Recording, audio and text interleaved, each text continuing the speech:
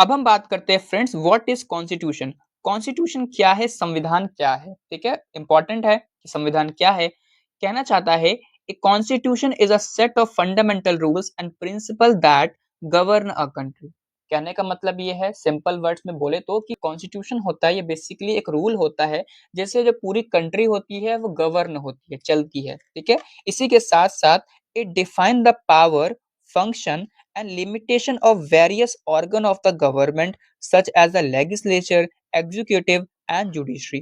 हमारा constitution clear करता है कि जो लेजिस्लेचर है, एग्जीक्यूटिव है और जो जुडिशरी है, उनकी पावर क्या रहेगी, इनके फंक्शंस क्या रहेंगे, यानी कि इनके पास किस तरह की पावर होगी, इनके काम क्या होंगे और इनकी लिमिटेशन क्या होगी, ये सभी हमारा कॉन्स्टिट्यूशन ही क्लियर करेगा, डिसाइड करेगा। साथ ही it also establish the relationship between the state and its citizen by guaranteeing rights and imposing duties।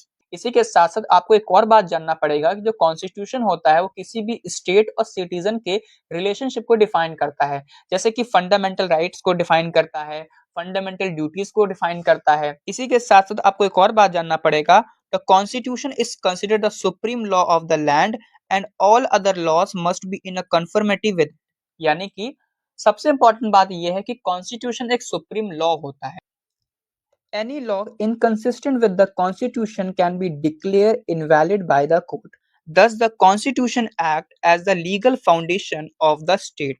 ठीक है, कहने का मतलब यह है कि सब अगर कोई भी लॉ कॉन्स्टिट्यूशन के अगेंस्ट बना दिया जाता है, उसके विरुद्ध बना दिया जाता है, तो कोर्ट उसे इनवैलिड डिक्लेयर कर सकता है।